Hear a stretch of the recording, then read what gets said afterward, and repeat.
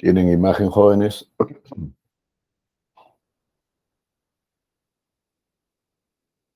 Sí, sí, doctor, se puede ver. Bien. Buenos días con todos nuevamente. Revisaremos otro tema componente del sistema nervioso periférico, y es hablar o el inicio de la revisión de los pares craneales. En la mañana de hoy hablaremos de los 6 primeros pares craneales.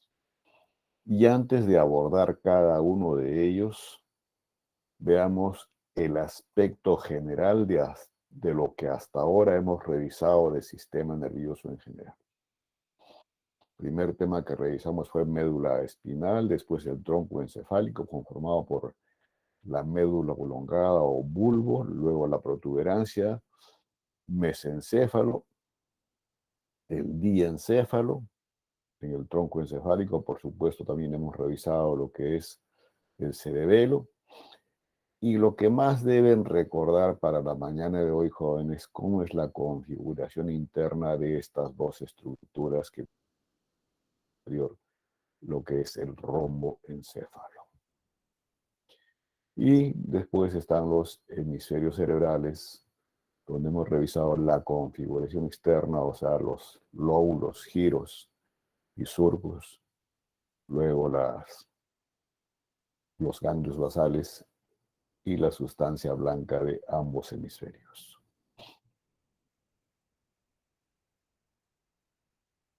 ¿Y en qué región específicamente nos ubicamos? Estamos acá, jóvenes. Sistema nervioso periférico, cuyos componentes son los nervios, y de los nervios los espinales ya lo hemos revisado, que son 31 pares de pares.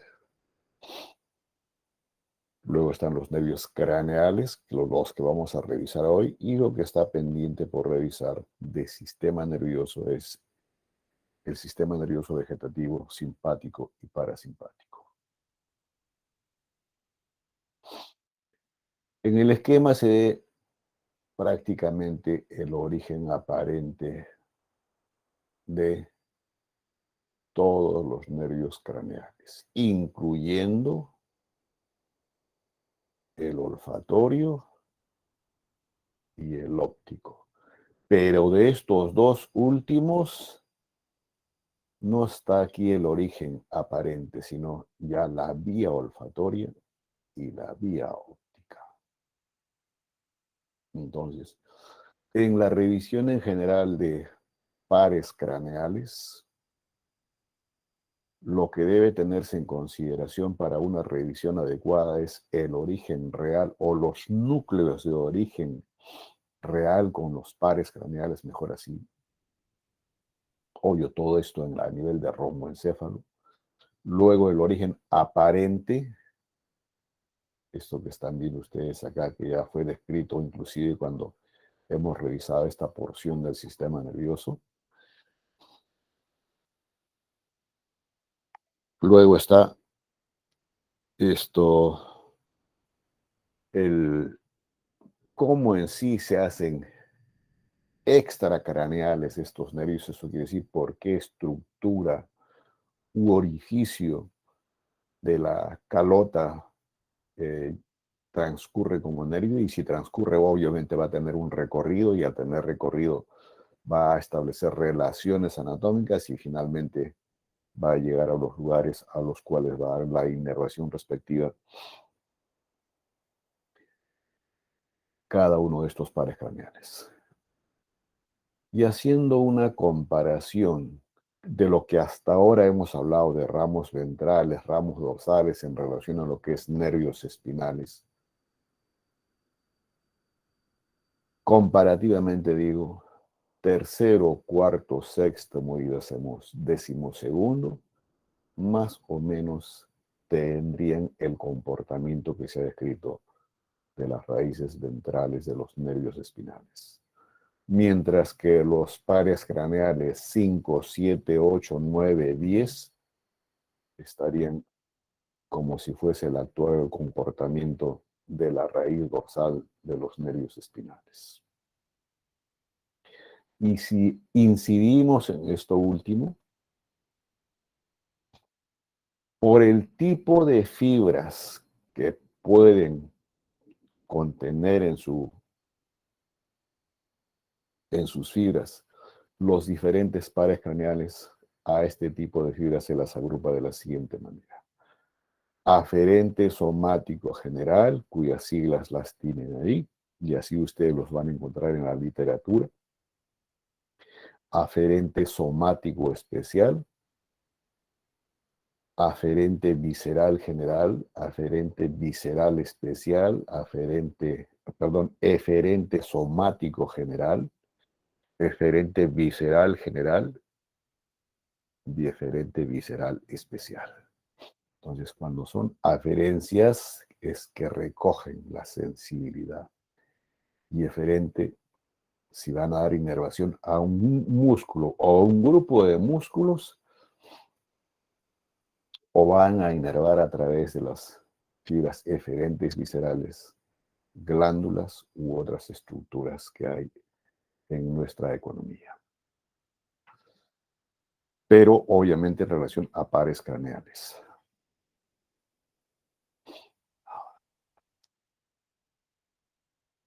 ¿Qué caracteriza a los nervios aferentes especiales?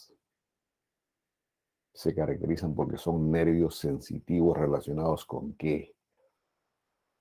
Con los sentidos especiales que hay en cada uno de nosotros y que está constituido por lo que es el olfato, la visión, la audición, el gusto y el equilibrio. ¿Y a quiénes involucrados en este tipo de fibras o nervios? El óptico, el vestíbulo coclear y el olfatorio. Y como eferentes somáticos generales, como el nombre lo dice, eferentes, pues son nervios motores que contienen fibras para inervar músculos voluntarios. O sea, si son músculos voluntarios, son músculos esqueléticos. Y aquí, a manera de ejemplo, están los músculos extraoculares o extrínsecos de los globos oculares, los músculos de la lengua, el nervio oculomotor que tiene fibras inclusive parasimpáticas, que son por eso eferentes viscerales generales, eferentes, pero esos van a inervar ¿qué? Músculos involuntarios, que si son específicamente intraoculares, los responsables del reflejo pupilar. ¿Y qué nervios entran en la clasificación como nervios eferentes somáticos generales o viscerales? Oculomotor, troclear, el abducen y el hipoglóso.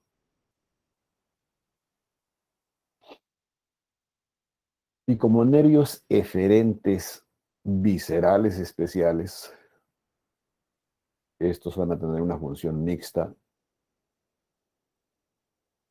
y que van a estar relacionados con lo que es respiración y digestión fundamentalmente. ¿Y qué nervios involucrados acá?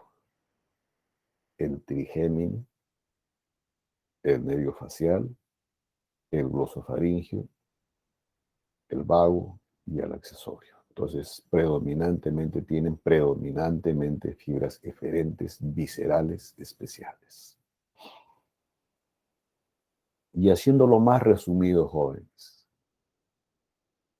sensitivos, o sea, que tienen fibras aferentes, primero, segundo y octavo par craneal. Motores, cuyas fibras son obviamente eferentes, tercero, cuarto, sexto, decimoprimero y decimosegundo par craneal. Y como nervios mixtos, quinto, séptimo, noveno y décimo. Y luego hay de estos 12 pares craneales que tienen estrechísima relación con lo que es la conformación del sistema nervioso vegetativo. Y se dice, cuando ya hablemos más adelante del sistema nervioso vegetativo, que el sistema nervioso vegetativo utiliza a estos nervios para transportar sus fibras vegetativas. Hecho este panorama general, jóvenes, ahora sí ubiquemos nuestros 12 pares craneales. Olfatorio, óptico, tercero y cuarto par craneal de aquí. El territorio de inervación son los músculos extraoculares y a través del núcleo accesorio del tercer par craneal los músculos intrínsecos del globo ocular. Estos dos son netamente sensitivos. Quinto par craneal, que tiene predominantemente lo que está representado en azul, fibras sensitivas, o sea, son aferentes, y solamente tiene un pequeñísimo ramo motor cuya fibra es eferente. Y les adelanto en decir que es para inervar los músculos masticatorios y otros músculos circundantes a ellos. Luego está el nervio, el sexto, que también va dirigido al globo ocular. El séptimo, este último que les he comentado, es netamente motor. El séptimo es un nervio mixto, porque va a inervar los músculos de la región facial, componente motor, y tiene núcleos vegetativos, que es el núcleo intermedio, para inervar ¿qué? La mucosa, y en relación con lo que es la percepción del gusto en la región o superficie de la lengua, específicamente sus 2/3 anteriores. El octavo par craneal tiene que ver con lo que es audición y contribuir al equilibrio en cada uno de nosotros, es el nervio vestíbulo coclear, cuyos receptores están pues ubicados en la región coclear y en la porción vestibular. Entonces, estas fibras, las fibras de este nervio son aferentes. El noveno par craneal es el glosofaringio, que tiene fibras sensitivas y motoras para lo que es la mucosa, fundamentalmente, y músculos de la región del paladar. Luego está el décimo par craneal, que es el más largo de todos los nervios craneales y que además es utilizado, entre comillas, por el sistema nervioso vegetativo para aportar las fibras simpáticas y parasimpáticas.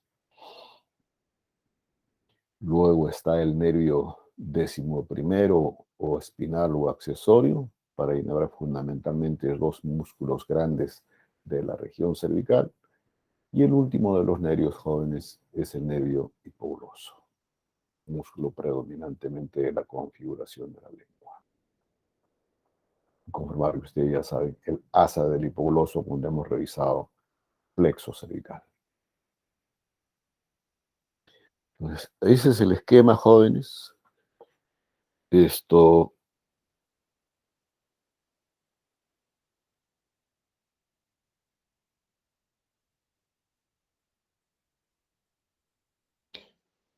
De la ubicación aparente, y así, en forma muy resumida, cuál es el territorio o al lugar donde se dirigen, con los cuales tiene relación desde el punto de vista sensitivo, motor o mixto. Pero que hemos obviado todo el recorrido que tiene este nervio. Entonces, en cada uno de estos pares craneales vamos a revisar desde su origen hasta su territorio de inervación o cómo se relaciona con los hemisferios cerebrales. Y para llegar aquí, jóvenes, un recorrido que sí o sí tienen los diferentes pares craneales es atravesar algún orificio de la caja craneal. Y atravesar, digo, ¿por qué? Porque bien el nervio sale cuando es motor o tiene componente secretor. Y si digo componente secretor es para inervar glándulas. Y cuando tiene fibras aferentes, pues recoge la sensibilidad de la estructura donde se origina para llegar a los núcleos sensitivos en relación con el par craneal respectivo. El primer par craneal, el origen no, ya se los he dicho varias veces, no está en la masa encefálica. Las células receptoras desde el punto de vista olfatorio, ¿dónde se encuentran, Lisette?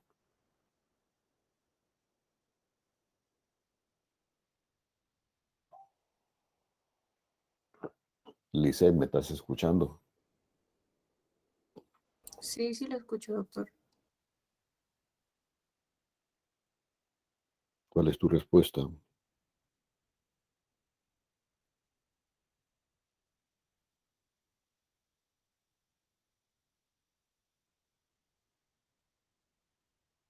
¿Quién tiene respuesta, jóvenes, para avanzar rápidamente? Lámina clivosa, doctor. ¿Quién? ¿Quién dijo lámina Lámina cribosa? clivosa. Delgado. Lámina cribosa, ¿quién lo dijo? ¿Delgado? Diego Delgado. No, no, Diego, no. Jóvenes, está en la mucosa olfatoria a nivel de la concha nasal superior. Y después, ahí está la primera neurona y después los axones centrípetos, o sea que se dirigen hacia el cerebro, son los filetes que van a atravesar recién esta lámina cribosa del Hermoides. Entonces, lámina cribosa en relación con el primer par craneal. Agujero óptico, segundo par craneal. Hendidura orbitaria superior en relación con tercero, cuarto y sexto par craneal. Quinto par craneal, jóvenes, igualmente, la hendidura orbitaria superior, o sea, la rama primera del quinto, o sea, la rama oftálmica, a través del agujero redondo mayor, la rama mandibular, y por el agujero oval, la rama maxilar del quinto. Por el poro acústico interno, séptimo y octavo par craneal, a través del foramen yugular 9, 10 y 11, y a través del canal del hipogloso, como el nombre lo dice, para el 12º par craneal. Como ustedes ven, jóvenes, orificios que ya fueron revisados cuando hemos hablado de base de cráneo, en la fosa craneal anterior, fosa craneal media y fosa craneal posterior. Entonces, esto también es menester que lo recuerden ahora. Y ubicados así, jóvenes, bajo este preámbulo, veamos ahora cada uno de estos nervios. Primer par craneal, jóvenes. ¿Cuál es la característica fundamental de este nervio? Que tiene fibras viscerosensitivas. ¿Y de dónde provienen o dónde se originan estas fibras? En unos órganos receptores que hay a este nivel, obviamente, en la mucosa de esta región, y acá en esta mucosa existen células de armazón propias de esta mucosa, donde van a estar incrustadas estas células olfatorias que son bipolares, o sea, las periféricas van a estar en relación con las mismas recepciones de lo que es las excitaciones químicas, y la porción centrípeta, que luego lo vamos a ver, son las que realmente atraviesan esta lámina cribosa del etmoides. Entonces, vuelvo a repetir, ubicado en la mucosa olfatoria, pared lateral superior de la región de la nariz. Entonces, y de ahí Aquí están, jóvenes. Entonces, aquí prácticamente es el origen real de los nervios olfatorios que le llaman algunos filetes olfatorios. Entonces se dice que aquí, como es el origen real de este nervio, ahí está ubicada la primera neurona. Y cuando estos filetes olfatorios o nervios olfatorios en promedio de 15 a 20 atraviesan la lámina cribosa del etmoides y después ya cuando estamos intracraneal, fosa craneal anterior por debajo del lóbulo frontal, se va a ubicar esta estructura que se llama el bulbo olfatorio. Y a nivel de este bulbo olfatorio se va a ubicar la segunda neurona, pero ya en el inicio o conformación de lo que es la vía olfatoria. Vía olfatoria.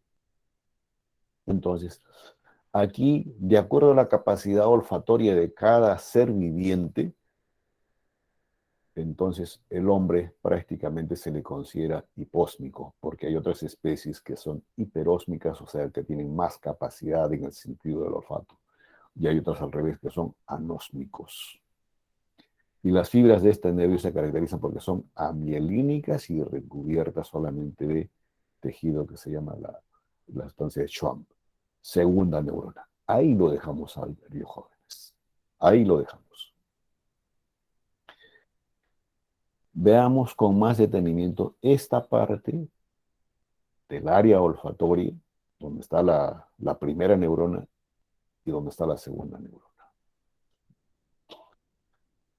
Obviamente que es una explicación un tanto histológica, pero para que ustedes sepan cómo es, ¿no? Esto está representando los orificios que tiene la lámina cribosa del etmoides. Esta es la mucosa olfatoria. Entonces, estas son las células de sostén. Y estas son las células olfatorias cuyas, esta va a ser la prolongación centrífuga, donde va a estar realmente relacionado con los corpúsculos receptores de la olfacción, y esta es la prolongación centrípeta de esta célula. Y al atravesar ya la lámina cribosa del etmoides, se ubica en esta región que se llama el bulbo olfatorio. Y en este bulbo olfatorio existe un acúmulo de células, obviamente tipificadas cada una y distribuidas hasta inclusive, dicen, en 6 capas, donde están las células mitrales, que establecen sinapsis con los glomérulos sinápticos, con las células en penacho, etc. Y después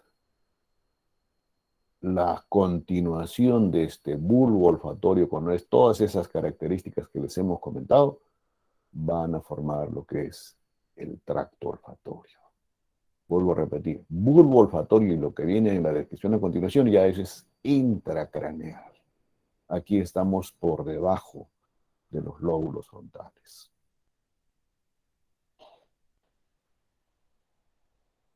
Aquí estamos, jóvenes.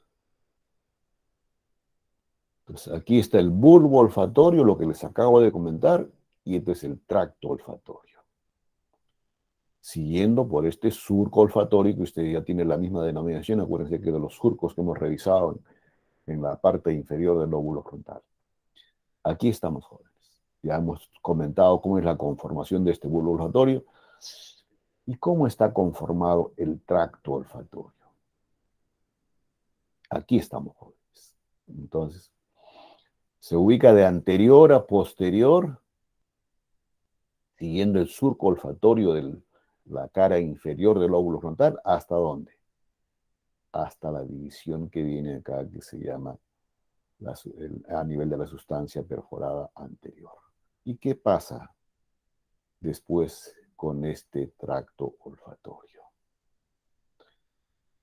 ¿Qué pasa a este nivel con este tracto? Ocurre lo siguiente, jóvenes.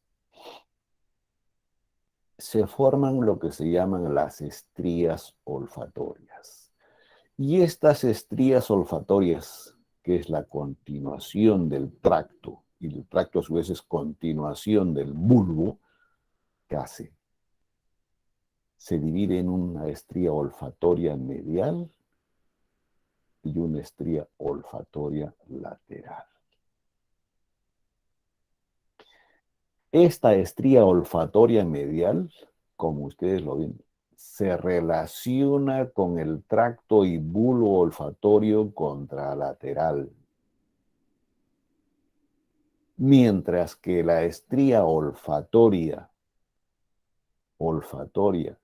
lateral, como su nombre le dice, se dirige ¿hacia dónde?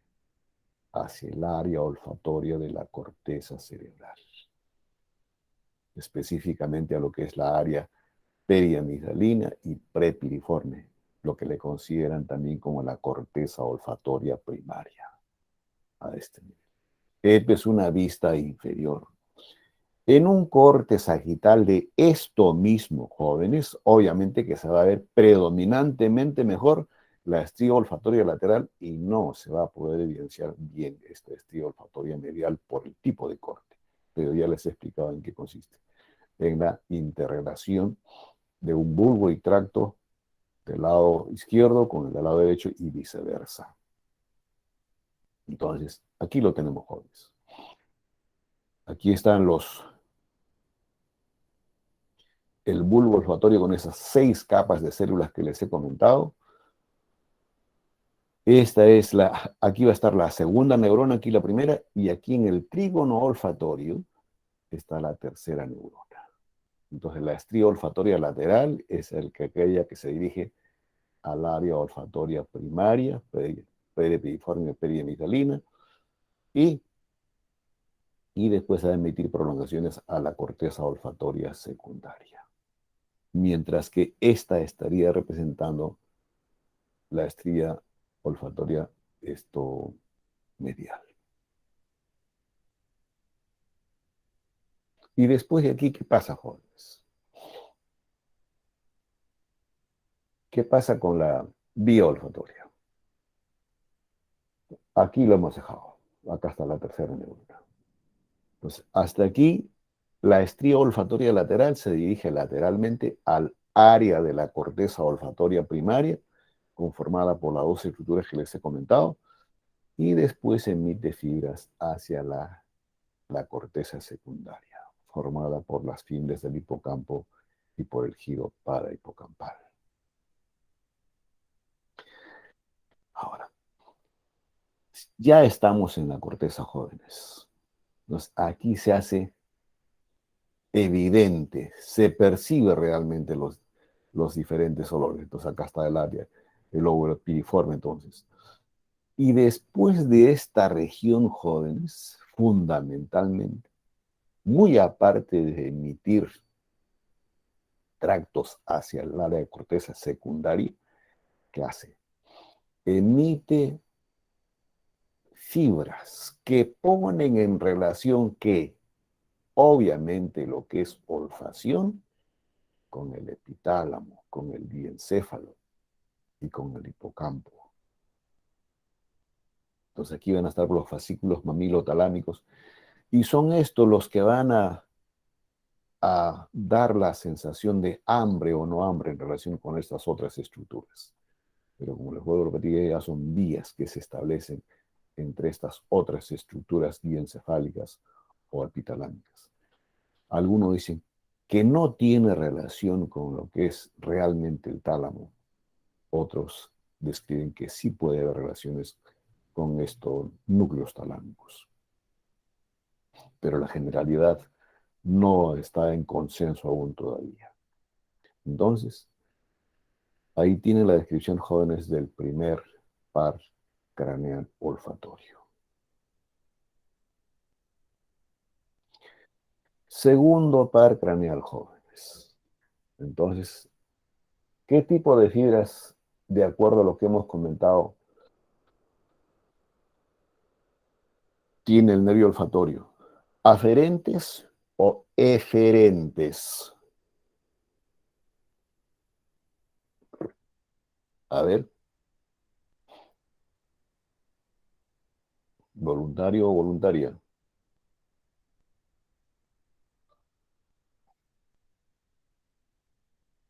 Valeria, su respuesta. Ah,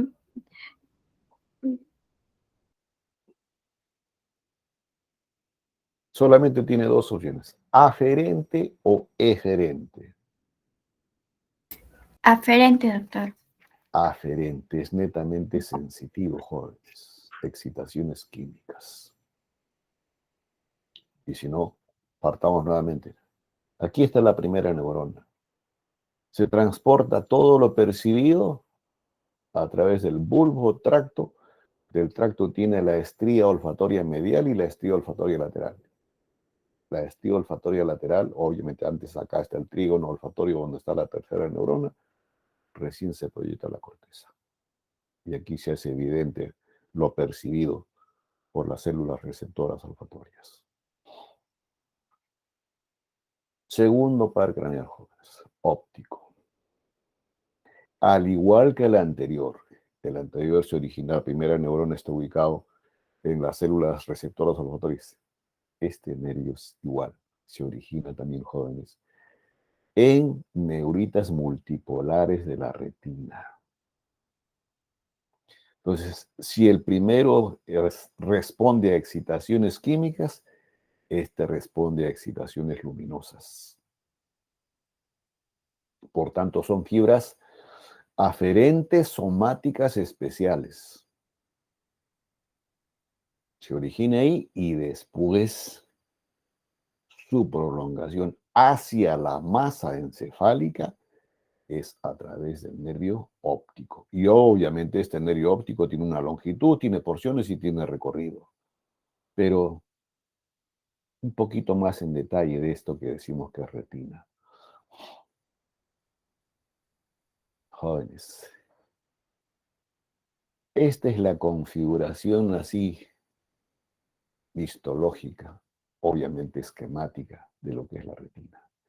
Y lo que predomina para lo que es excitaciones luminosas son los conos y bastones, amén de otras células. Entonces estos son los realmente receptores. Y estas son las células. Y estas células bipolares, obviamente, tienen su prolongación tan igual como hemos comentado para el olfatorio, centrípetas y centrífugas. Estas son las que recogen, hacen la primera estación en esta célula bipolar y después lo transportan.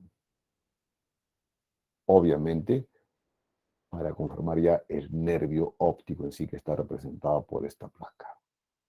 ¿Hay otras estructuras más? Sí hay, jóvenes, pero lo que tienen que saber es la presencia de esta célula bipolar y los conos y bastones. Entonces, y aquí está aquí está la retina, jóvenes, el origen de lo que realmente es el nervio óptico como estructura, y que la característica de este nervio óptico es que tiene una arteria central de la retina y después está recubierta por las mismas hojas de envolturas que hemos comentado bien para la médula espinal o las hojas meningias encefálicas, pía madre, aracnoides y dura madre. ¿Listo, jóvenes? Obviamente dentro de todo eso está pues los filetes constitutivos del nervio óptico. Se origina así en la pupila,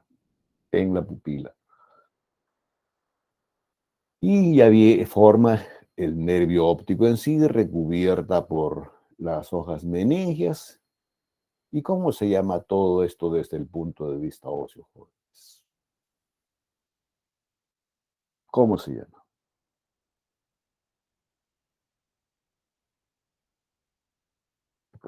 Vamos, chicos.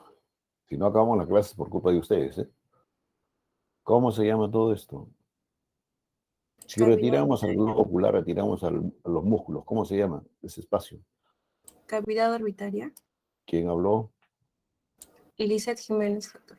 Dale, Licen, muy bien. Cavidad orbitaria, jóvenes. Entonces, después que se origina el medio recubierta por sus diferentes capas en el polo posterior del globo ocular, porque esto es el polo anterior, ¿qué hace? transita el nervio dentro de la cavidad orbitaria, atraviesa el agujero óptico, pero obviamente, jóvenes, aquí establece relación anatómica con grasa que hay a este nivel o tejido adiposo, estructuras venosas, arteriales, musculares. Entonces, por esta longitud que tiene así el nervio, pero oreja, este nervio transporta la sensibilidad de lo que percibimos nosotros diariamente. Estos son músculos, nada que ver con la que es percepción de luminosidad. Entonces, por esta longitud que tiene, jóvenes, se describen diferentes porciones que tiene este nervio óptico, cuya longitud total más o menos es de 4 centímetros, tiene una porción intraocular, o sea, metido dentro de las mismas capas constitutivas del ojo. Luego está la porción intraorbitaria, o sea, esto que estamos evidenciando ahí. La porción intracanalicular, o sea, cuando realmente esa porción pequeñita, cuando está en relación con el agujero óptico, y después se vendrá pues la porción intracraneal. Entonces ahí tienen nuevamente, jóvenes, al nervio óptico con el esquema que les he comentado.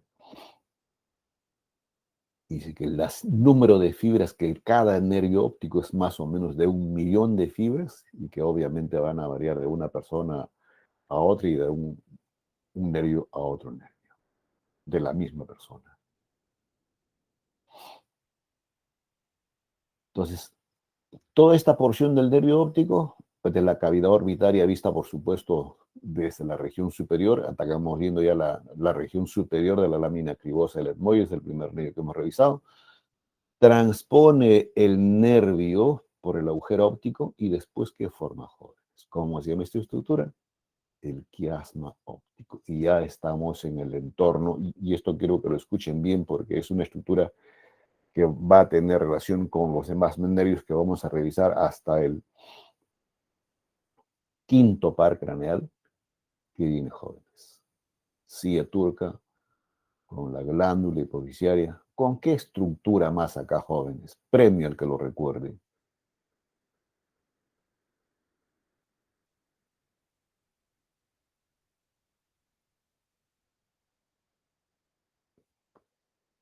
¿Alguien que lo recuerde, jóvenes? ¿Y qué tiene que ver con esta estructura? Lo que está en azul ahí.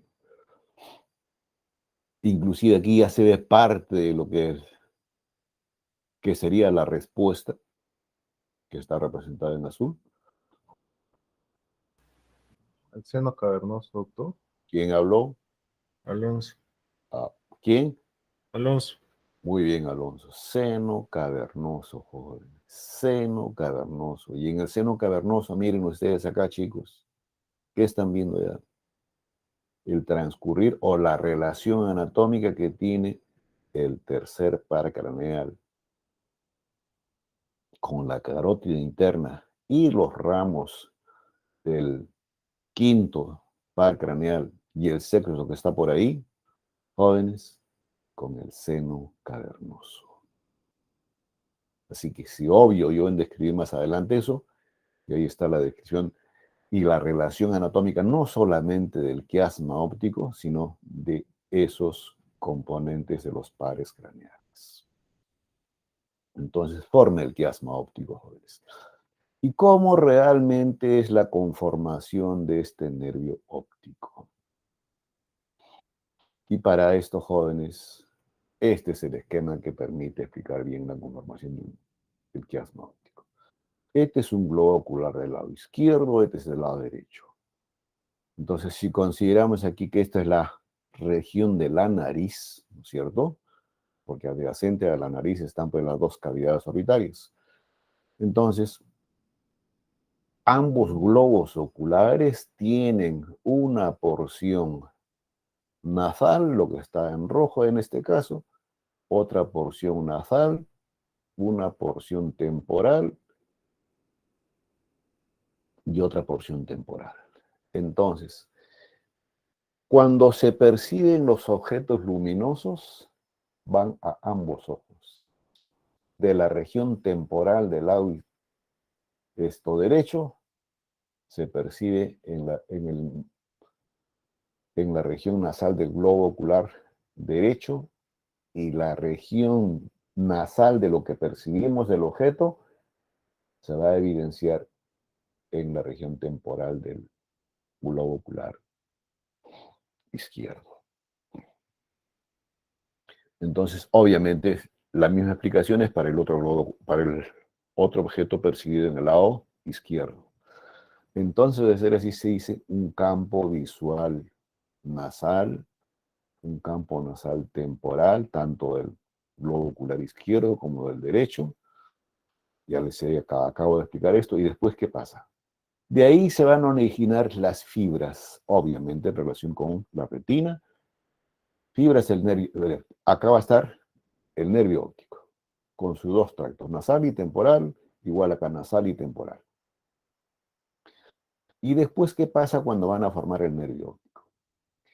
Quienes se decusan en el quiasma óptico son las fibras mediales.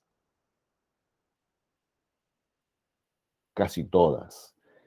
La de lado, las fibras nasales mediales, estoy redundando, del globo ocular derecho se van al izquierdo y del izquierdo se van hacia el lado derecho.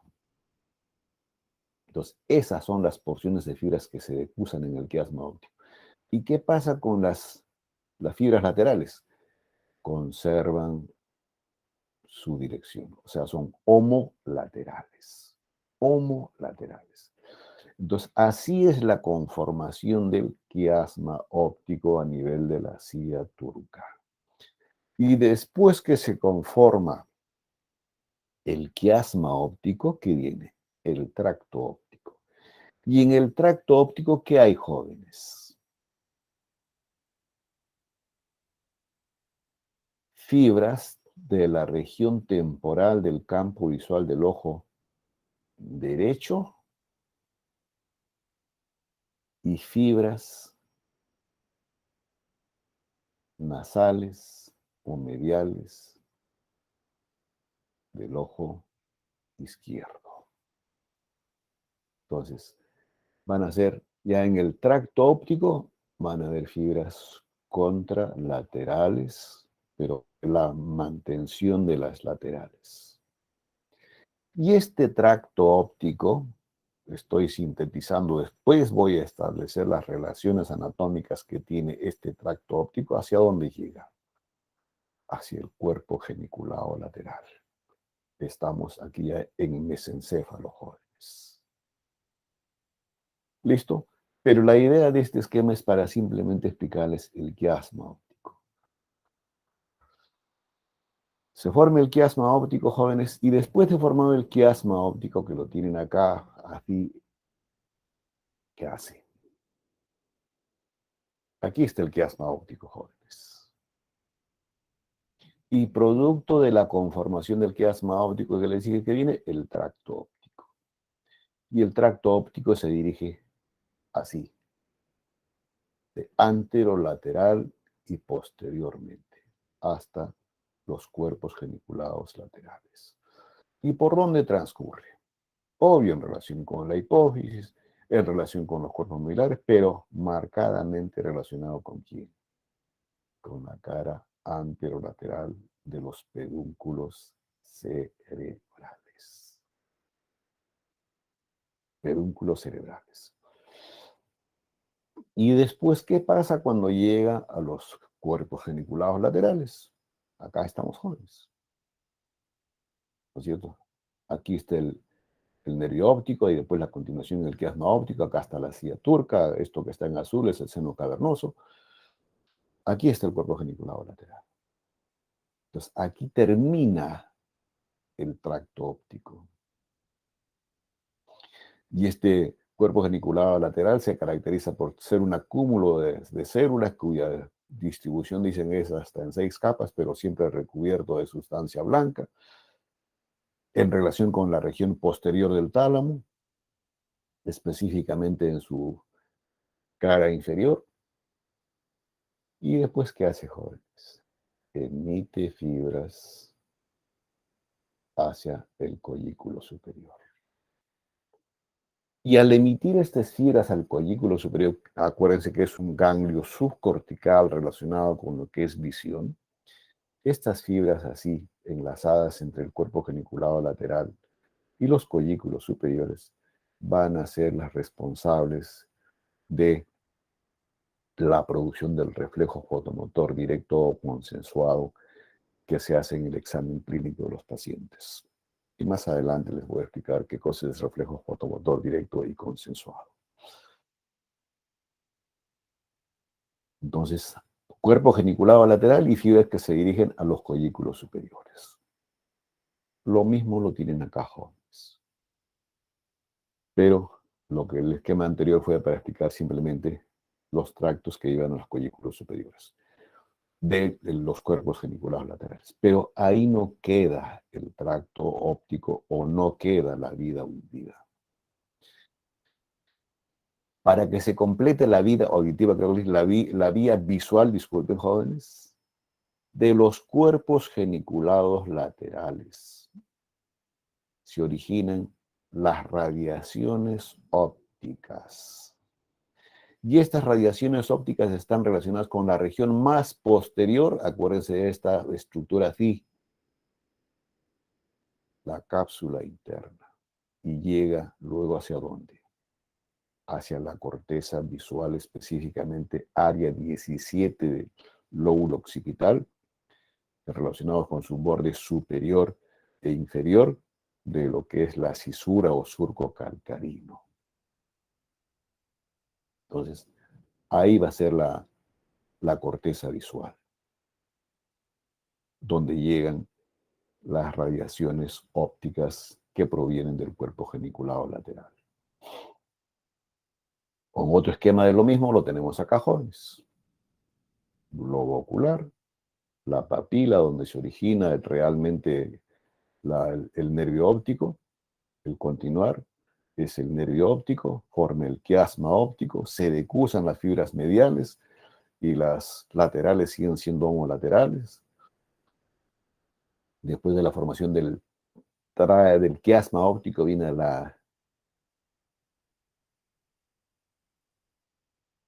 el tracto óptico, que termina ¿dónde? En los cuerpos geniculados laterales, y de los cuerpos geniculados laterales, muy aparte de irse los ramitos a los colículos superiores, se originan las radiaciones ópticas. Y estas radiaciones ópticas son las que inicialmente van a terminar ¿dónde? En la corteza visual que les he dicho que es el área 17 del lóbulo occipital. Pero del área 17 nacen fibras de asociación. ¿Y hacia dónde se dirigen esas fibras? En el mismo lóbulo occipital, pero específicamente en el área 18 o 19 del mismo lóbulo occipital, donde realmente se va a hacer la percepción del color y reconocimiento de los objetos. Entonces, esa es el área 18 y 19 del lóbulo occipital, donde nos va a permitir discriminar o reconocer los objetos y la coloración de los mismos, porque acuérdense, pues el trabajo de esto son excitaciones luminosas.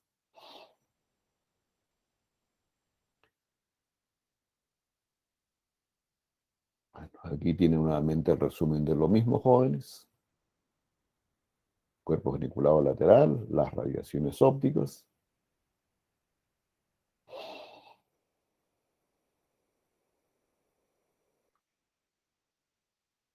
Globo ocular, nervio óptico, quiasma óptico, tracto óptico, cuerpo geniculado lateral en relación con la región posterior de los tálamos, la radiación óptica, ya ustedes saben que termina en el área 17 de la corteza, específicamente cisura calcarina, viene en su borde superior o inferior. Bueno, esto para que lo tengan como un complemento, que por este diferente recorrido que tiene la conformación del nervio óptico y de la vía óptica, la lesión va a ser diferente sí se produce en el nervio óptico, sí se produce en el quiasma óptico, sí se produce en la radiación óptica o se produce la lesión definitivamente en la corteza visual. Y ahí tiene la representación de cada uno de ellos. Bueno, esto ya es el aspecto clínico. Y creo que aquí olvidé comentarles, jóvenes, de que el reflejo consensual consiste en que, antes, el reflejo fotomotor, ¿en qué consiste? Cuando uno con una linterna ilumina la pupila de un globo ocular, al reflejo de la luz, la pupila, obviamente si estamos trabajando con este globo ocular izquierdo, la pupila se contrae para regular la intensidad de luz que percibe. Ese es el reflejo fotomotor directo. Y el reflejo fotomotor consensuado, ¿qué pasa? Si yo estoy trabajando con este ojo haciendo el reflejo fotomotor directo, responde con una contracción pupilar el globo ocular derecho debe tener la misma respuesta. Eso se llama reflejo fotomotor consensuado. O sea, sin necesidad de que reciba objeto luminoso directo, automáticamente también la pupila de este ojo se contrae. Y ese reflejo consensuado es explicado por esas prolongaciones que tiene el cuerpo geniculado lateral hacia los colículos superiores. Y el examen fundamental que se utiliza cuando se quiere evaluar fondo de ojo, o sea, evaluar la papila o el inicio de lo que es la retina, por eso es que se habla de desprendimiento no de retina cuando se habla del fondo de ojo. El objetivo fundamental cuando se hace oftalmoscopía, jóvenes. Este es un examen para ver su campo visual. Esto es lo clásico que se utiliza para ver la agudeza visual en un fondo de ojo. Esto es lo que normalmente debe percibirse en un fondo de ojo normal. Entonces, hasta ahí viene la revisión del tercer par craneal. Perdón, segundo. Vayamos ahora al tercer par craneal. Y aquí sí ya un esquema para ustedes no desconocido. Todo esto se llama fosa romboidea. Pero de la fosa romboidea, recuerden que también constituye simultáneamente piso del cuarto ventrículo y el cuarto ventrículo a su vez tiene comunicación con el tercer ventrículo que está hacia arriba con la cavidad mesencefálica y esta cavidad mesencefálica tiene una recubierta de sustancia primaria y por tanto ahí se van a instalar dos núcleos en relación con el tercero y cuarto par craneal. Entonces, este es el núcleo motor del tercer par craneal, ¿no es cierto? Que es el núcleo motor principal. ¿Dónde se ubica? Obviamente en la cavidad mesencefálica, en la sustancia negra o sustancia primaria que tiene de recubierta este canal, pero la ubicación específica es a la altura del colículo superior. A la altura del colículo superior. Y luego, las fibras que se originan de este núcleo se dirigen hacia adelante, de posterior hacia anterior. Estos son los pedúnculos cerebrales. Y al tener este recorrido establece relación anatómica con esta porción mesencefálica que se llama el núcleo rojo.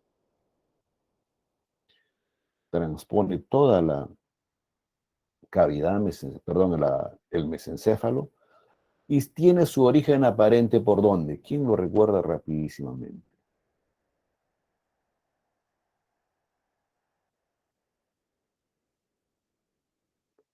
Por el borde medial de los pedúnculos cerebrales jóvenes.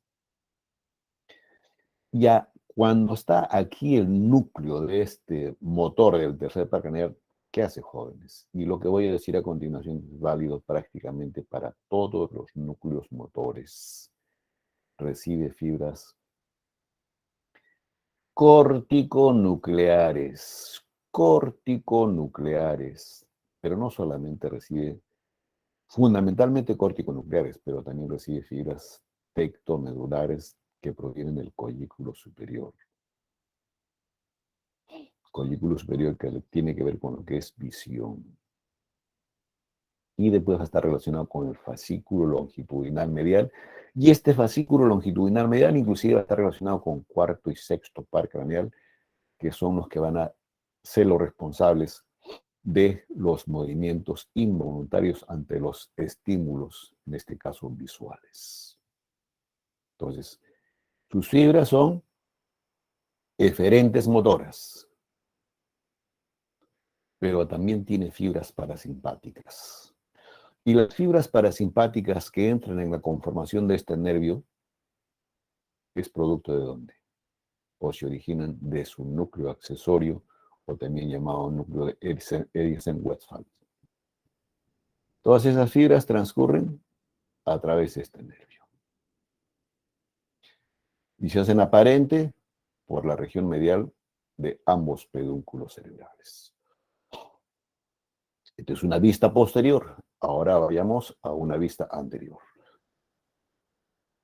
Y aquí lo tienen al nervio, jóvenes, ya en su origen aparente, como nervio oculomotor propiamente dicho.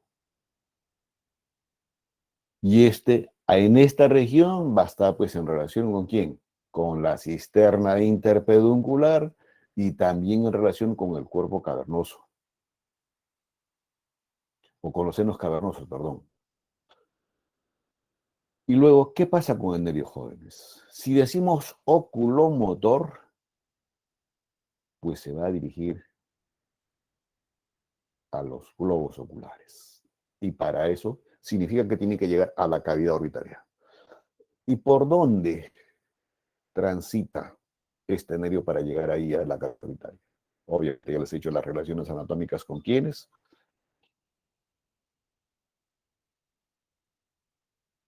Entonces, ¿qué hace, jóvenes?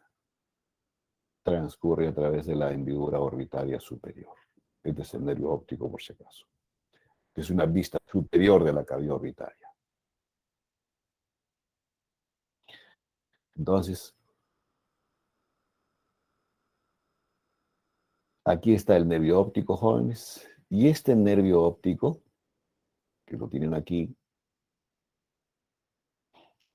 cuando transpone este orificio, jóvenes, el comportamiento que tiene es que tiene un ramo superior y un ramo inferior. El ramo superior que está cortado acá, ¿qué hace? Si decimos que son fibras motoras, ¿inerva qué? El músculo recto superior, que está cortado, por supuesto, y el músculo elevador del párpado superior. ¿Listo, jóvenes? Entonces aquí está el continuar de esos dos músculos, sino que están cortados para poner en evidencia las demás estructuras que hay aquí, específicamente que el ramo inferior. Y el ramo inferior del nervio oculomotor, ¿qué tipo de fibras tiene? Para inervar que de los músculos extraoculares al músculo recto inferior, al recto medial y al oblicuo inferior. Entonces prácticamente inerva todos los músculos extraoculares, excepto dos, y esos dos que no los inervan son inervados por el cuarto y sexto par craneal. Pero además de tener estas fibras para esos tres músculos, ¿qué hace? Tiene fibras para este ganglio, que es el ganglio ciliar. Y este es un ganglio vegetativo. Y esas fibras, jóvenes, que se originaron de este núcleo accesorio que es un núcleo vegetativo parasimpático, llegan a través de este ramo inferior. Entonces, estas fibras que están antes del ganglio son las fibras preganglionares, que entre comillas, anastomosarse con este ganglio, se van a originar las fibras postganglionares con realmente fibras vegetativas. Y estas fibras postganglionares son los nervios ciliares, cortos. ¿Y estos nervios ciliares cortos qué hacen, jóvenes? Son los que van a contribuir a la inervación de los músculos intrínsecos que hay dentro del globo ocular, constrictor y dilatador de la pupila. Entonces, en buena cuenta, jóvenes, estas fibras ciliares que provienen del ganglio ciliar y que aquí llegó las fibras accesorias o vegetativas del tercer par craneal, son las que van a inervar o las responsables en parte del trabajo de la pupila. Aumentar o disminuir el diámetro de la pupila. Midriasis o miosis, así se llama cuando se contrae, cuando se dilata o contrae la pupila. Entonces, ahí la descripción, jóvenes, de este tercer par craneal.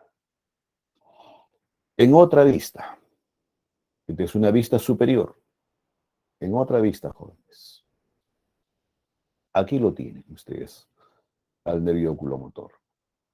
Acá está con su núcleo motor y su núcleo accesorio. El motor, por supuesto, es el que más predominancia tiene y simplemente el accesorio son fibras delgaditas. Se introduce por la hendidura orbitaria superior y cuando ya transpone esta hendidura se divide en un ramo superior, que lo tienen acá, y en un ramo inferior, donde está la cadena vegetativa para este ganglio, que es el ganglio ciliar. Un ratito, por favor, chicos.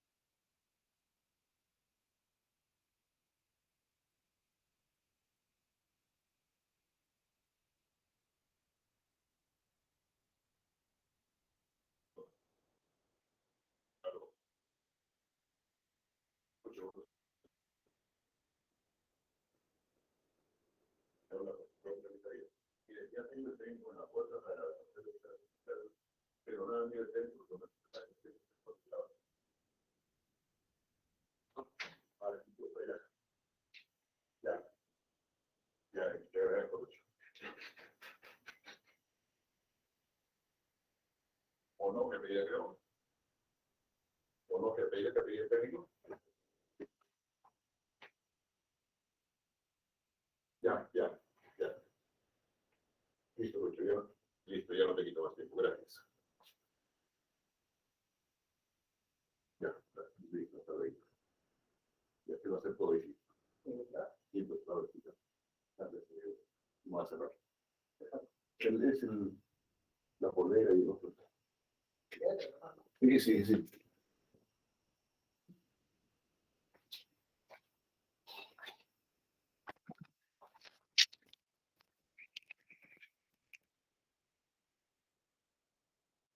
¿Me escuchan, jóvenes?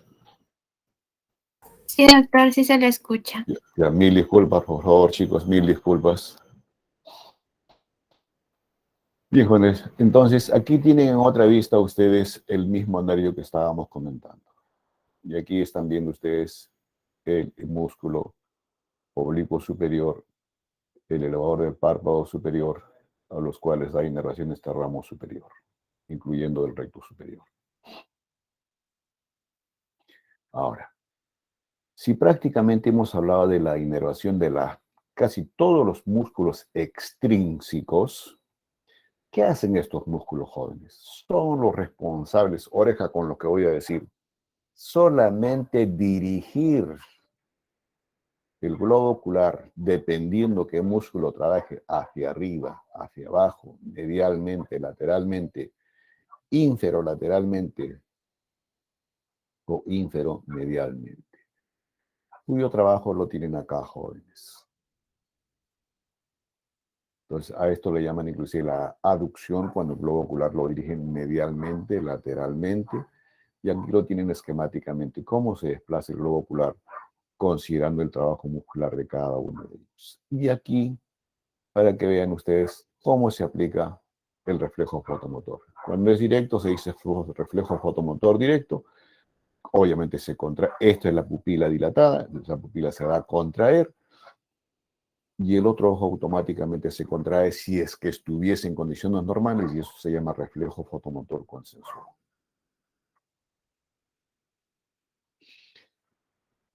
Bueno, ¿es factible que haya lesión de este nervio, jóvenes? Sí. Y cuando causa lesión, causa el estrabismo y la pérdida de la acomodación para lo que es la visión cercana o la visión, que va a condicionar uno lo que se llama la diplopía. Vayamos ahora al cuarto par craneal. Igualmente, seguimos en la cavidad mesencefálica o acueducto de Silvio. Perdón. Donde está también el origen jóvenes, de lo que es el cuarto par craneal.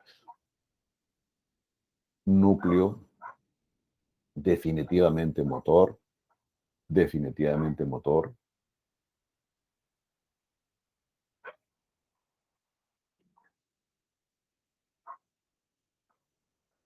y que hasta este nivel recibe fibras corticonucleares y tectobulbares.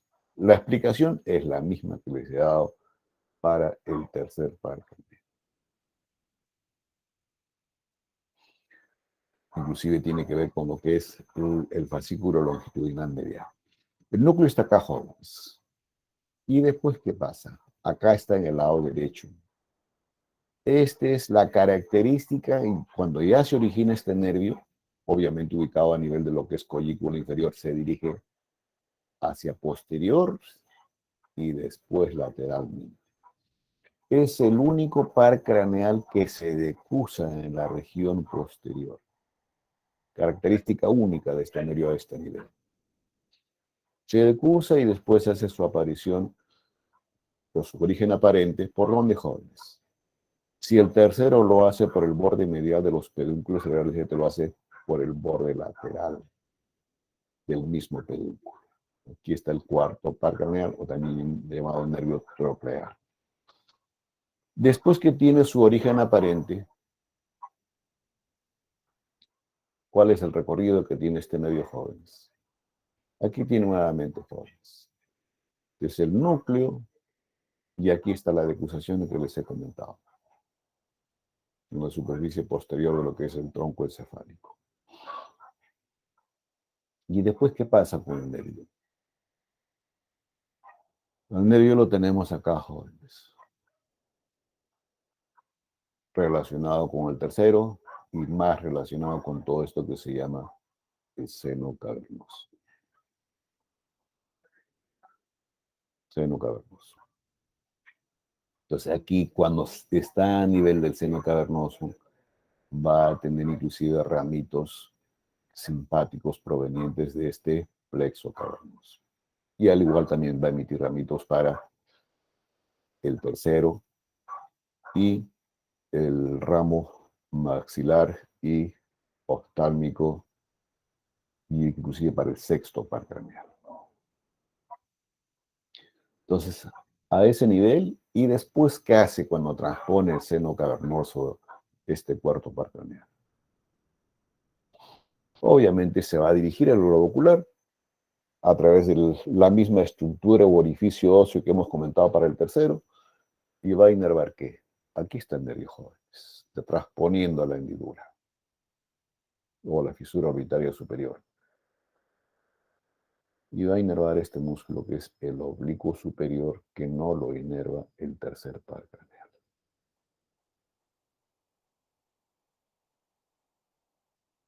¿Listo, jóvenes? Otro esquema de lo mismo, jóvenes, lo tienen acá.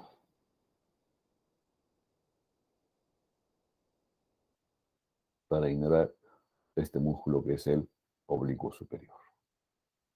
Y aquí está el nervio troclear.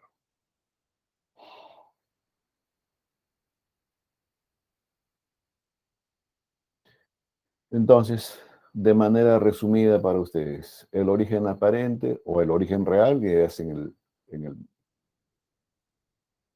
el tegmento mesencefálico, o sea, en la cavidad mesencefálica. Ya les dije que es el único par craneal que está en relación con la región dorsal del mesencéfalo. Rodea lateralmente y hacia adelante hacia los pedúnculos cerebrales. Se introduce en la órbita por la hendidura que les he comentado e inerva el músculo oblicuo superior. Lo mismo. Entonces, este es el nervio, para inervar al músculo oblicuo superior, y este a su vez es el responsable de la desviación del ojo de manera inferomedial, lo que se traduce en la mirada patética, la mirada indiferente, la mirada sobre el hombro. Este es el nervio responsable para inervar este músculo, y el trabajo de este músculo condiciona la mirada patética o la mirada de la indiferencia. Quinto par craneal, jóvenes. Y aquí sí nos vamos a ser más extensa la exposición, porque es un nervio que realmente ocupa más espacio en el grupo de los 6 primeros pares craneales. Primero, el aspecto general de este nervio. Es un nervio netamente sensitivo, jóvenes, como varias veces se les ha repetido. ¿Y cuáles son las ramas sensitivas de este nervio? Oftálmico, maxilar superior o simplemente maxilar, medular. Algunos le dicen B1, B2 y B3. Estamos hablando de números romanos. El único fascículo o ramo, mejor, de este quinto par craneal que contiene ramo motor es la rama mandibular, o B3.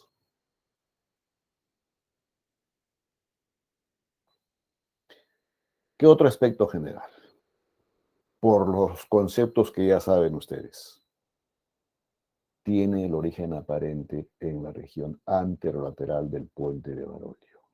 ¿Se acuerdan de la línea imaginaria que constituye el límite del puente lateral, línea imaginaria entre el quinto y el séptimo, la línea imaginaria trigémino-facial? Pues ahí está, jóvenes, para que lo recuerden. Es el único par craneal que tiene 4 núcleos que están relacionados con este nervio. Y de esos 4 núcleos, 1 solo es motor y 3 son sensitivos. En la conformación de su nervio, todo el nervio es sensitivo y tiene una pequeñísima rama motora. Y las raíces sensitivas se relacionan sí o sí con el ganglio de Geyser, con un ganglio trigeminal o el ganglio del quinto par craneal. y dicho sea de paso, es el ganglio más grande de la economía. Entonces, en letritas, la introducción en la revisión de este nervio.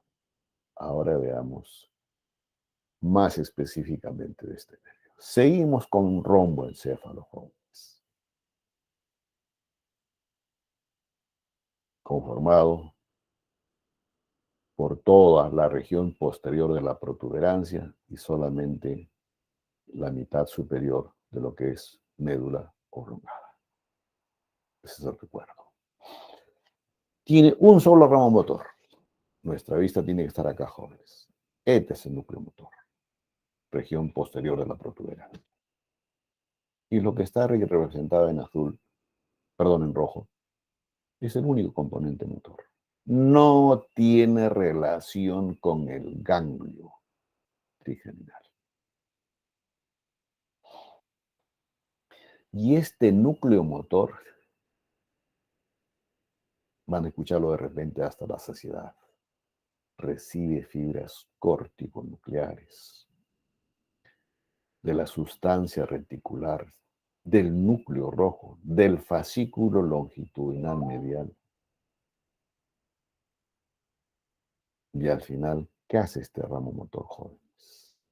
Mejor de una vez para que lo sepan.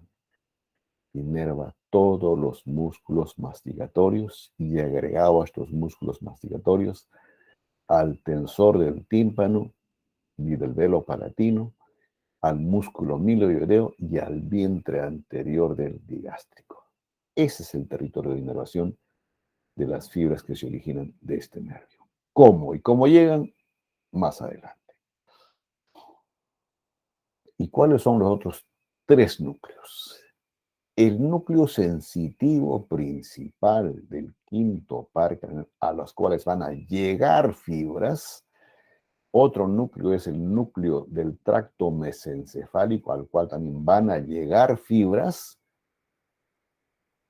Y el otro es el núcleo del tracto espinal.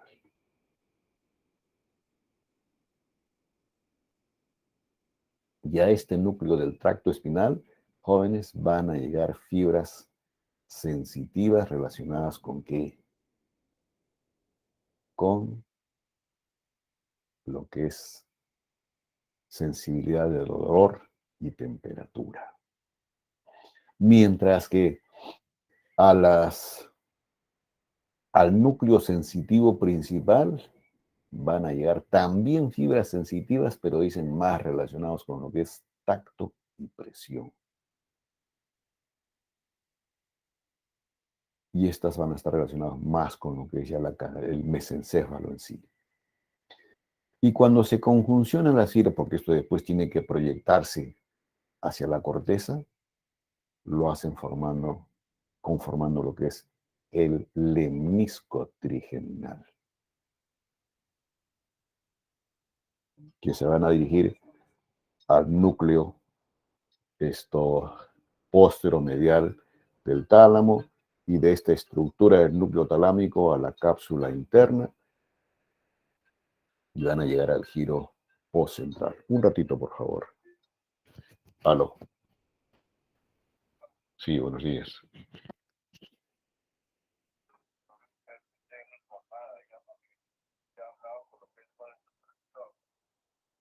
¿Ya?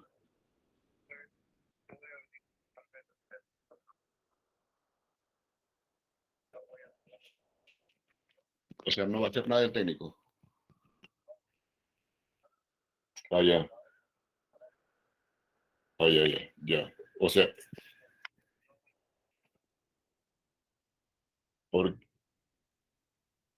y los 100 que me dice, ¿quién le va a dar, pues? Ya, ya, entonces no le doy absolutamente nada. Ya, está bien esto, Lucho, gracias. Ya, ya, ya, ya, ya, ya, ya está bien. Ya, ya, ya, ya está bien.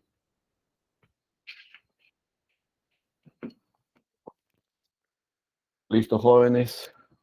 Entonces, ahí la descripción a priori de lo que ocurre después de estos núcleos. De lo que nos interesa a nosotros ¿Qué inerva? Acá ya les he dicho que recoge. De eso consiste en la descripción posterior de este quinto par craneal. Entonces, ahí están los orígenes de las fibras motoras y cómo llegan las fibras sensitivas. Nos vamos fuera ya de lo que es romoencéfalo. Estamos en el tronco encefálico, en la fosa craneal media. Y aquí está el origen aparente del quinto par craneal. Lo grueso, la rama sensitiva. Lo delgadito es el filete motor.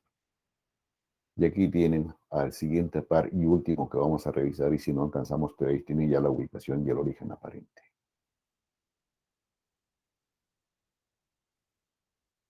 Después, ¿qué pasa con este nervio, jóvenes? Igual que el tercero, igual que el cuarto y el sexto, jóvenes, tiene relación anatómica con el seno cavernoso.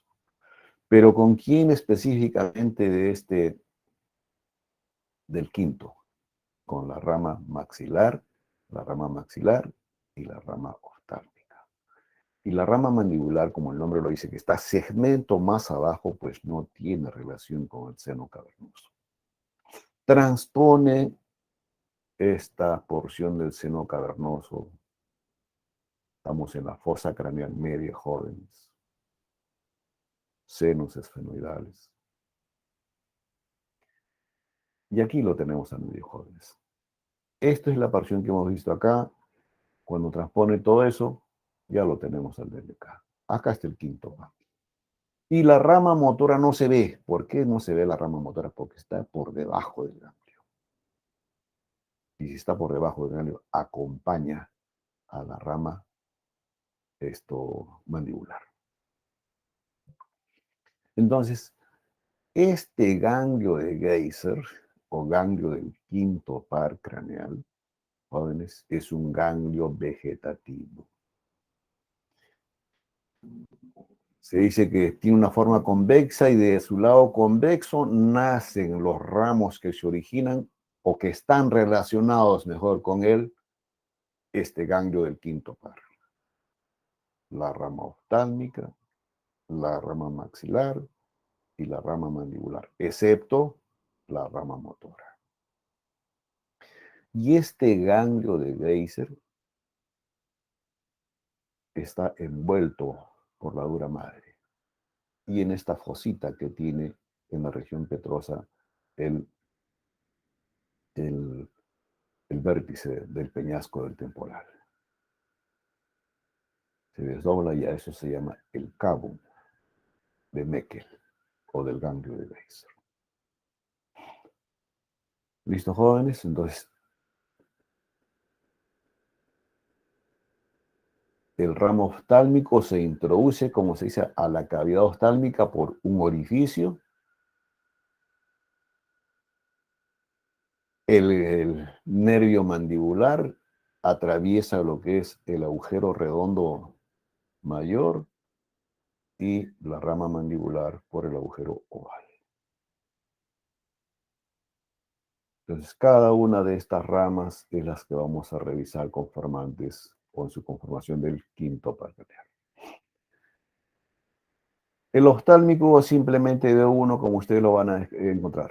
Atraviesa la hendidura esfenoidal superior y se va a introducir, por supuesto, a la cavidad orbitaria. El maxilar o superior o simplemente maxilar atraviesa, como les dije, el agujero redondo mayor hasta la fosa pterigomaxilar. Y la última rama sale por el agujero oval hasta la fosa cigomática. Es la que tiene la rama motora. Revisemos el oftálmico. Hendidura oftálmica superior. Antes de introducirse a esta hendidura y a la cavidad orbitaria, ¿cuál es la primera característica de este ramo oftálmico, jóvenes? Da un ramito meningio. Y a este ramito meningio va a inervar ¿qué? la dura madre específicamente a la tienda del cerebro. Por eso es que se llama el ramito tentorial del ramo oftálmico del quinto par craneal. Y cuando transpone o antes de transponer el agujero, se divide en 3 nervios. El nervio frontal, el nervio nasociliar y el nervio lacrimal. Este nervio frontal transcurre ¿por dónde? Por el techo o adosado del techo de la cavidad orbitaria, y cuando está próxima al término de la cavidad orbitaria en su región óvulo anterior, se divide en un ramo supratroclear y en un ramo infratroclear, para inervar ¿qué? La piel de estas regiones de la frente. Mientras que el nervio nasociliar, como el nombre lo dice, jóvenes, da ramitos para el ganglio, pero de este nervio nasociliar, ramo del oftálmico, nacen los nervios ciliares largos. Y además en su recorrido, ¿por dónde lo hace? Por la pared superomedial de la cavidad orbitaria, y en su recorrido da ramitos que son los etmoidales posteriores y etmoidales anteriores. ¿Para qué? Para inervar la mucosa de las vías etmoidales. Sigue su recorrido siempre por la superficie medial de la cavidad orbitaria, llega más o menos al ángulo interno del ojo y tiene estos ramitos que son los etmoidales anteriores para inervar esta región de la nariz desde el punto de vista sensitivo. Y el último de los ramos jóvenes es el nervio lacrimal. Y este nervio lacrimal, obvio, aquí está retirada la pared lateral de la cavidad orbitaria.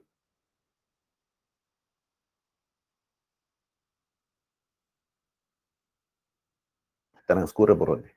Por la pared lateral de la cavidad orbitaria para inervar ¿qué?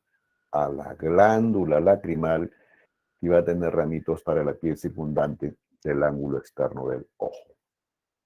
Entonces, como este es un nervio mixto, jóvenes, si fuese, no, perdón, sensitivo, si fuese netamente sensitivo, así, pues no tendría capacidad de inervar desde el punto de vista secretor de esta glándula. Entonces, para que, digamos, tenga, entre comillas, las propiedades secretoras o fibras secretoras, ¿qué hace? Antes de llegar a la glándula, recibe un ramo anastomótico de este nervio, que es el nervio cigomático, pero que este nervio cigomático se origina producto de que es un ramo del nervio mandibular, perdón, maxilar, pero sus fibras se originan después que establece relación con este ganglio pterigomaxilar. Y de las fibras postganglionares van a llegar filetes a través de este nervio, y recién a través de este ramo anastomótico van a llegar de propiedades secretoras para la glándula lacrimal. Entonces, ahí tienen, jóvenes, ahí tienen la descripción del primer ramo oftálmico del quinto. Aquí tienen lo mismo, jóvenes. Y aquí está el ramito anastomótico que les he comentado para la glándula lacrimal. Y aquí este es el primer nervio que voy a revisar, y el siguiente que vamos a ver este es el ramo oftálmico con sus 3 ramos, el frontal, el nasociliar y el lacrimal. Acá para que vean mejor los nervios etmoidales posteriores y anteriores para inervar pues la mucosa de estas células etmoidales. El resumen de este primer ramo lo tienen acá, jóvenes. El frontal con los ramos que les he comentado, el nasociliar y el nervio lacrimal. Desde el punto de vista cutáneo, el territorio de inervación es así del oftálmico.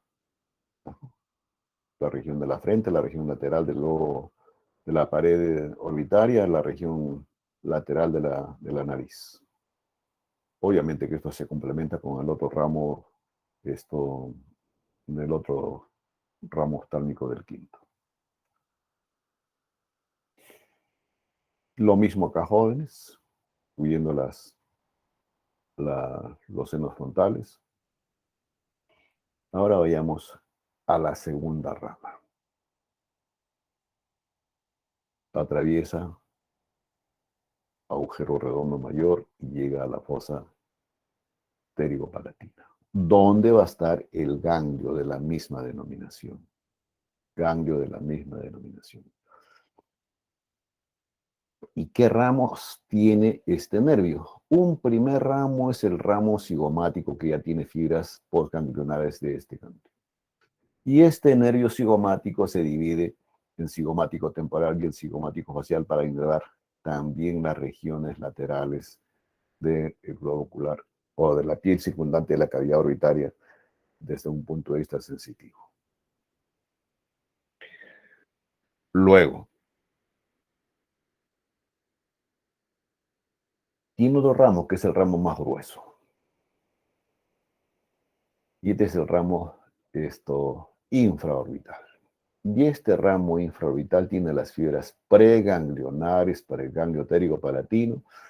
Y este ganglio a su vez tiene fibras postganglionares. Y estas fibras postganglionares van a consistir en los nervios nasales posteriores y nervios palatinos para inervar pues, la región posterior de la nariz y la mucosa del paladar. Ahora, ¿qué pasa con este nervio infraorbitario? Se introduce, obviamente que primero contornea el borde posterior del maxilar y se va a introducir a la cavidad orbitaria a través del agujero esfenomaxilar. Y obviamente después se va a ubicar en el surco, en el canal infraorbitario y aparecer por el agujero infraorbitario para dar ramitos de inervación cutánea a la región lateral a la nariz, la piel del ángulo interno del ojo y el surco nasogeniano. Surco nasogeniano.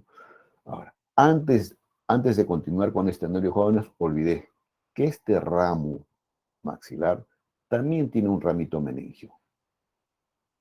Y este ramito meningio es para inervar la dura madre de la fosa craneal media.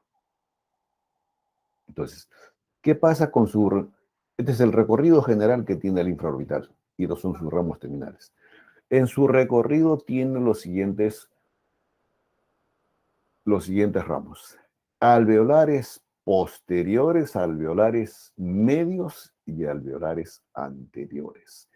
Y que en su recorrido estos ramos alveolares, ¿qué hacen, jóvenes? Inervan la mucosa de la que tapiza al seno maxilar, como ustedes lo están viendo ahí, y después se anastomosan entre ambos. Un ratito, por favor.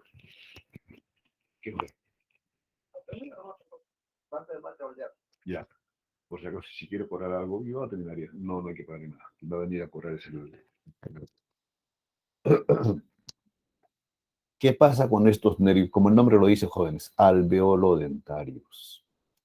Se van a anastomosar, formando el plexo que les acabo de comentar. Y de estos plexos nacen los filetes gingivales y dentarios para inervar, como el nombre lo dice, las diferentes piezas dentarias del maxilar y también la gingiva en relación con estas diferentes piezas dentarias. Plexo alveolo dentario superior. Algunos simplemente dicen plexo alveolar superior, pero yo creo que es más entendible y descriptible alveolo dentario superior. Ahora, la característica de este ramo infraorbital terminal que les dije al inicio es que generalmente se anastomosa con ramitos provenientes del nervio facial. Entonces, ahí el segundo ramo del quinto par, un nervio maxilar. El resumen lo tienen acá, jóvenes. Nervio cigomático que les dije, nervios alveolares superiores para formar el plexo y los nervios que es postganglionares, que son los pterigopalatinos. Y el último de los ramos, jóvenes, del quinto par craneal. Esta es una vista diferente a esta, jóvenes. Ahora, la cara opuesta de esta representación esquemática es para trabajar este tercer ramo que tiene el quinto par. Es el nervio mandibular, cuya primera característica es que tiene un ramito anterior, obviamente que se va a la superficie que les mostré antes, y el ramito posterior que ustedes están viendo acá. Y este ramito anterior fundamentalmente es muscular. Este es el ramo mandibular, donde está el componente motor. ¿Listo? Ahora, ¿por dónde atraviesa? Por el agujero oval, que está cortado acá. Y una de las relaciones anatómicas importantes que establece, aunque uno dice simplemente de vecindad nada más, es el ganglio óptico. Y de los ramos musculares que tiene este ramo, jóvenes, pues para el tensor del velo palatino, para el pterigoideo medial, para el tensor del velo del tímpano, que lo tienen acá, para el músculo miloioideo, que está cortadito acá, y para el vientre posterior o anterior del músculo digástrico. Entonces, ahí agotados los ramos musculares. Ahora veamos qué otros nervios tiene esta tercera rama del quinto par que se llama mandibular. Y aquí están prácticamente todos los nervios sensitivos, vegetativos, secretores. Un primer ramo, acá está el agujero oval, es el ramo bucal. Y este ramo bucal, que va descendentemente, transcurre por la mucosa de la región lateral de la cavidad bucal. Obviamente ahí va a tener relación con el músculo predominantemente alucinador, y después va a dar ramitos para la mucosa y los labios de la región superior. Luego está, jóvenes, el nervio lingual, que es este. Y este nervio lingual, cuando está en esta región en relación con los músculos miloestotérigoideos, ¿qué hace? Recibe un ramito anastomótico del séptimo par craneal que se llama el nervio de la cuerda del tímpano, que lo están viendo ustedes tenuamente ahí. Y producto de la anastomosis de este ramo proveniente intrapetroso, que es de la cuerda del tímpano, le llegan propiedades vegetativas. Lo utiliza el nervio lingual. Entonces ya el nervio lingual en este sector con propiedades vegetativas, una primera relación anatómica es que establece, se anastomosa con este ganglio submandibular. Y sus fibras postganglionares van a innervar la glándula submandibular y la glándula sublingual. Y obviamente también el piso de la cavidad bucal.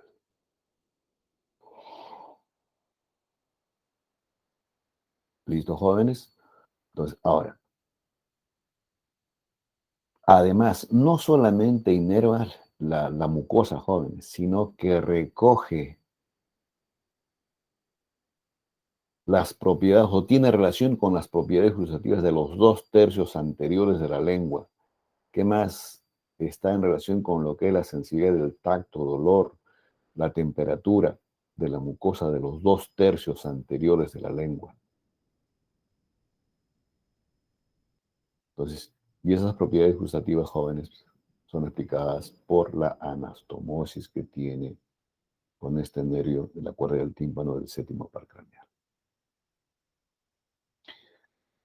Y el otro nervio, jóvenes, es el nervio alveolar inferior. Lo tenemos en este esquema. Este es el nervio alveolar inferior. Y este nervio alveolar inferior, esta es una vista medial de la rama ascendente de la mandíbula, descendente de la mandíbula. antes de introducirse con la espina de Spix y el canal dentario, da el ramito para el nervio miloideo. Y cuando se introduce en el canal dentario, y después que forma jóvenes. Y antes de proseguir con este que no se ve muy bien acá, otro nervio de la rama mandibular es el nervio auriculotemporal, que tiene dos filetes en su inicio y que estos dos filetes van en relación con la arteria meningia media y después se adosa a un ramito proveniente del glosofaringio, que es el nervio de Jacobson, y producto de este nervio de Jacobson después van a ser un nervio que para innervar a la glándula parótida de este nervio, porque simplemente así sin ese nervio solamente hace recorrido nada más en relación con el borde superior de la glándula parótida. Y este nervio es el que tiene estrecha relación con este cambio óptico. Y acá lo tienen jóvenes.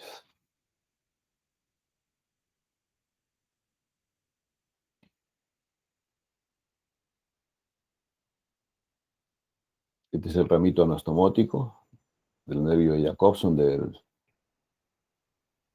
Este es el nervio aurículo-temporal, ahí con sus dos haces. Hoy está cortado acá y después, este es el filete que realmente va a dar las propiedades secretoras a la glándula, pero después de la anastomosis producto de ese residuo del nervio.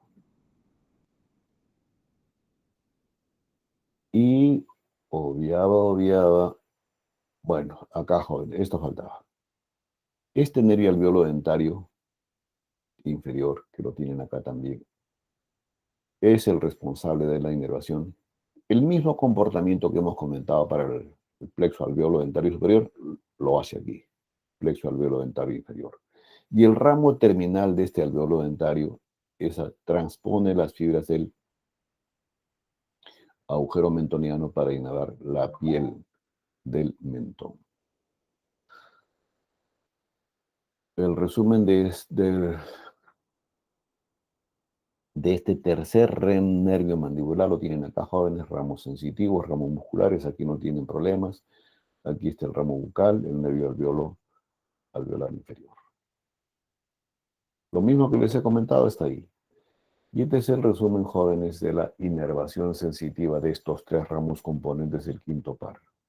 El oftálmico, vuelvo a repetir, sensitivo, maxilar y el mandibular, incluyendo el trago y antitrago y esta región del pabellón auricular. Lo demás ya es inervación del plexo cervical. Bueno, y acá viene una miscelánea para que ustedes le den una lectura, jóvenes, como complemento de lo que hasta ahora hemos revisado. Y este es el sexto par craneal que ya lo revisan ustedes. No me han dicho nada de eso, quiere decir que no tienen clases a continuación, ¿no? Supongo. Bueno, ¿tienen alguna pregunta, chicos?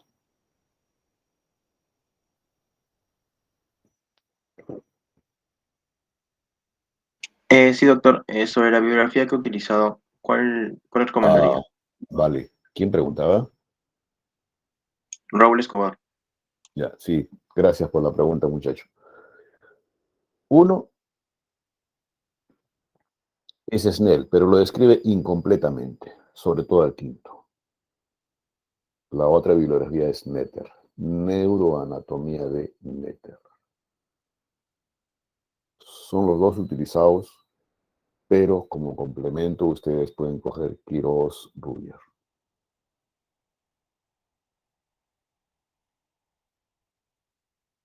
¿Se aclara la pregunta, Escobar? Sí, doctor. Muchas gracias. Ya está bien. ¿Alguna otra pregunta, chicos?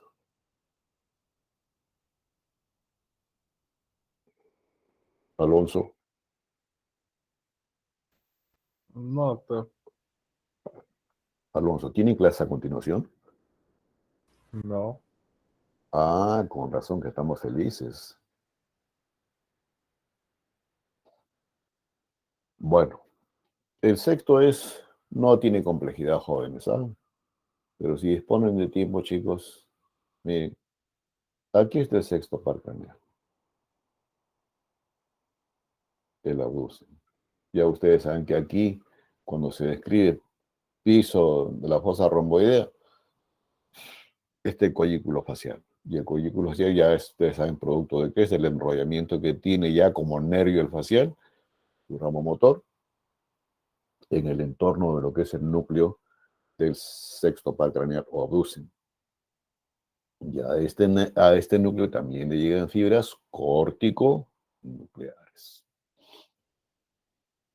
Y después, ¿qué pasa con este nervio que es netamente motor? ¿Qué hace? Se dirigen anterior y ligeramente lateral. ¿Y si tiene su origen aparente por dónde? Obviamente que va a inervar al recto lateral del globo ocular. ¿Por dónde tiene su aparición o su origen aparente? Aquí lo tienen jóvenes. Medialmente lo que es, ¿cómo se llama esta estructura?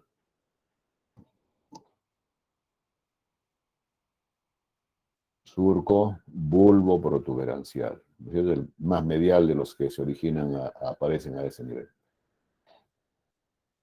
Se introduce a través de la fisura orbitaria superior. Acá lo tienen al nervio jóvenes. Y se va a introducir así con varios filetes en este músculo recto lateral. Otra vista de lo mismo, lo tienen acá. Acá está cortado el recto lateral, acá está traccionado y estos son los filetes para inervar. Ahí está el nervio y el músculo. ¿Y este qué nervio es? A ver.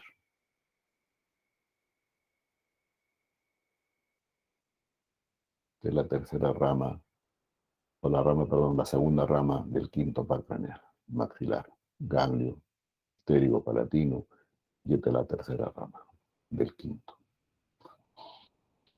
Y ahí está el músculo en su plenitud, al cual da inervación el sexto par craneal. Y aquí lo tienen en el resumen. Origen real en el tegmento inferior de la protuberancia.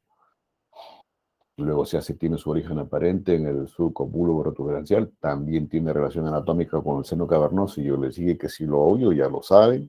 Ya se los he mostrado hasta en 3 oportunidades en el esquema. ¿Cuál es su objetivo de inervación? El músculo recto lateral y por tanto su función es pues, dirigir el globo ocular lateralmente y sus fibras son netamente motoras para inervar este músculo. Entonces ya no queda nada pendiente de la clase de hoy, jóvenes. ¿Alguna pregunta, chicos?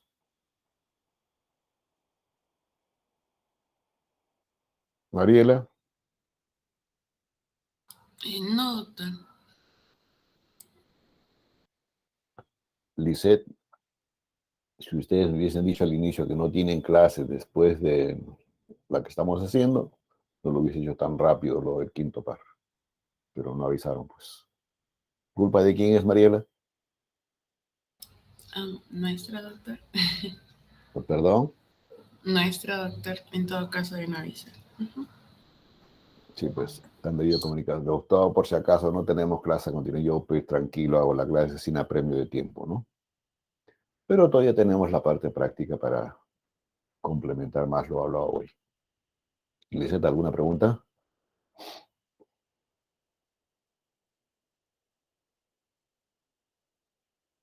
Está durmiendo Lisette. Caroline, ¿pregunta alguna? No, doctor. Bien, jóvenes. Entonces, no les quito más de su tiempo.